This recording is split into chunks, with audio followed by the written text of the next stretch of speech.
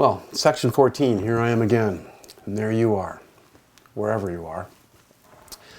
It is the last week of regular classes of our semester, spring of 2023, and we have made it. And not only that, even though it's dang windy out there, it's reasonably spring-like weather, and glad to be here. Let's try to make a couple more videos happen for you, although the semester's winding down. And I just made a couple of command decisions about how to make this more compact for you, and I'll talk about it as I get going here. First report on, I hosted the great Kevin Young last week, and it was so great that I got to see some of you there. Some you Pine River Bacchus gals were there, led by Brianna, and the reading at Pillager was okay. It was a little bit glitchy. They didn't really listen to me. I needed a mic on. I needed everybody gathered up front. They kind of cherry-picked a few kids instead of, I wanted a couple 300 kids there. And we had bells going off and trouble with the tech, and we got through it. And I just want you to know, especially if you Pillager women who were there, the reading that he gave there was fine, but the reading that he gave at Central Lakes College was unbelievable. It was it was ramped up many, many levels once he got settled behind my dreamy podium, and it was absolutely fantastic. We had a few small miracles. Kevin Young had egg bake for the very first time. It's a miracle that I got through it because I've been so sick with whatever an adenovirus is. One thing after another is coming at me. I think it's fantastic that our football coach came to a poetry reading. I attacked his football program and we became friends, kind of. It's so interesting. The flip side of that is now, if there is a football program next year, if I haven't dealt it a grievous fatal wound, now I got to go watch part of a football game. Funniest thing that happened at the entire reading was one of my students, Lauren Rutten from Staples, invited her grandpa to come to the reading. And he's a farmer and he's an older cat, and he said, "Hey, meet me, I'm going to pick you up and we're going to go to a poetry reading." So he's like, "Great." And so he gets in the car, and here's what she figured out on the way to the poetry reading. She said poetry on the phone invite. What he heard was the word poultry. So he thought, he came looking for chickens, and he ended up attending his first reading. What would a poultry reading be like anyway, right? A poet reading to chickens walking around with little poems clipped on their beaks. I have no idea. I'm obviously breaking down. So I always feel a little let down. A melancholy descends on me at the end of school years. I'm like, I'm out of everything. I've spent all my money, my budgets. I'm running out of school year. All my students are going to forsake me. I got like one pen left, maybe two. I'm out of poets.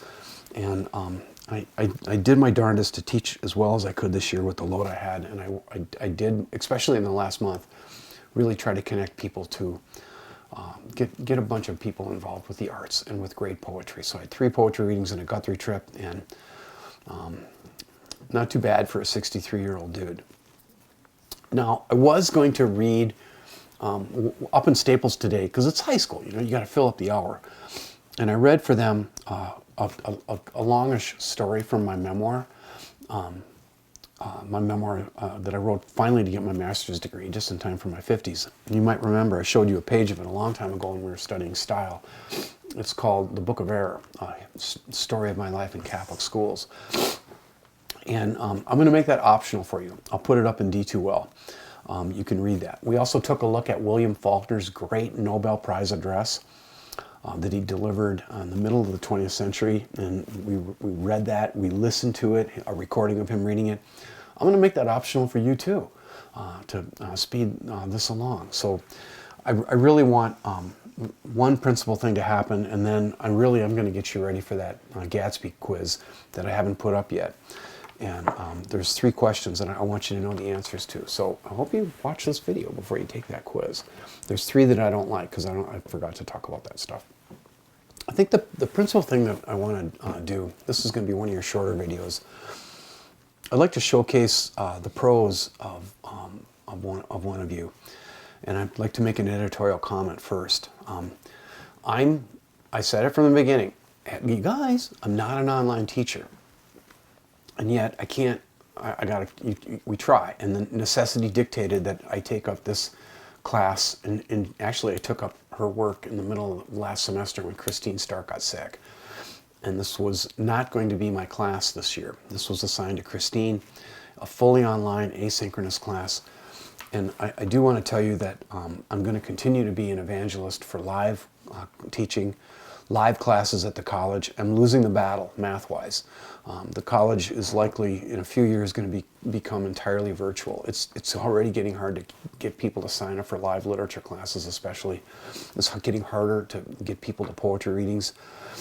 And yet I know something about myself. Even though I hope to have, I'm not promised the next 5 minutes. But I do hope to have a few more years of live teaching, hope to teach across as far into my 60s as I can.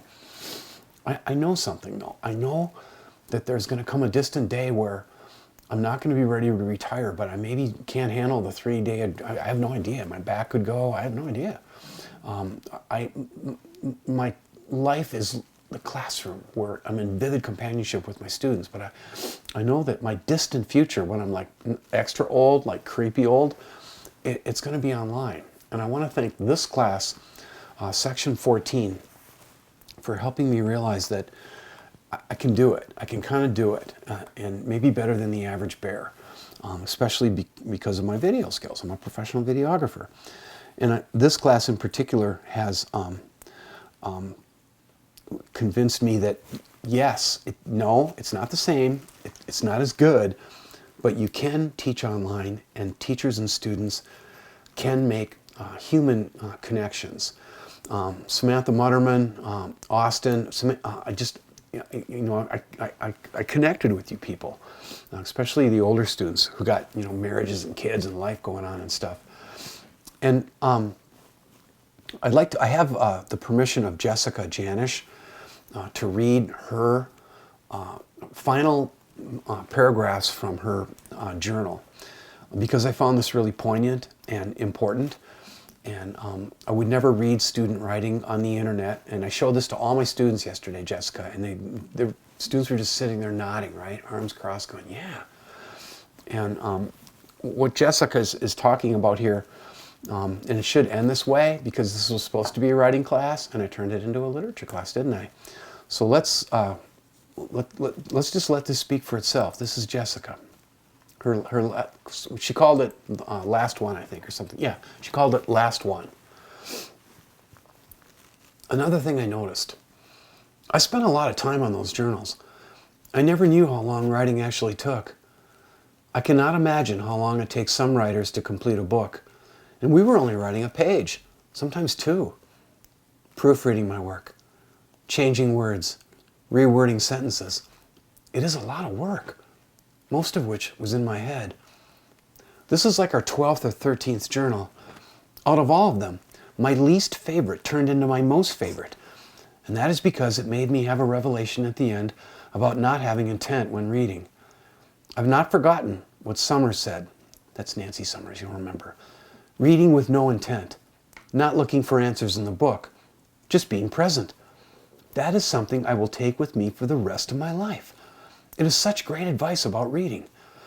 But I also think it can be taken just the same when thinking about living your best life. I'm going to save this screenshot. I'm going to give it a name here in a minute and make sure that I've always got it in my sort of toolbox, bag of tricks, you could say. So, couple things here. I'm going to put up the Gatsby quiz. It's kind of late, it's Tuesday. It's May 2nd, and I'll probably leave it up till, I don't know, a couple nights. How about till Thursday night? And you can get to it. The answer to 25 is false. The answer to 29 is false. And the answer to 32 is false. I think I covered everything. And if you read that book, if you read The Great Gatsby, you're golden. And I love it that one of you told me that it was your first book in 10 years that you've completed. And I'm not going to say who that was because I don't have permission. One thing remains after this. probably one more video. You'll get it in the next couple days, kind of a farewell video and an introduction to the last work of literature that I'm going to have you read this year. And not read, you're going to watch it. I'm going to post up in D2L, Our Town, which is the finest play written by an American, Thornton Wilder.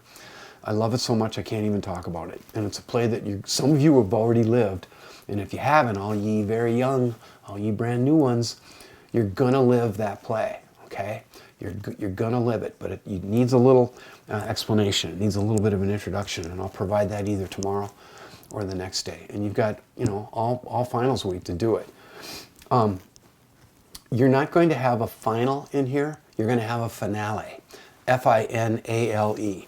I know my quizzes are a little bit on the hard side, and that's why you deserve one that you can absolutely ace for the finale, as long as you show up ready to get 100% to get like a perfect score on the last exam. Students love this. They've been so happy the last few years that I've been running this. Just show up ready to write for a little while, maybe 400 or 500 words. You can do it in half an hour. And again, I promise you that'll be a clean A to raise everyone's boats at the very end. I do have I think three folders left.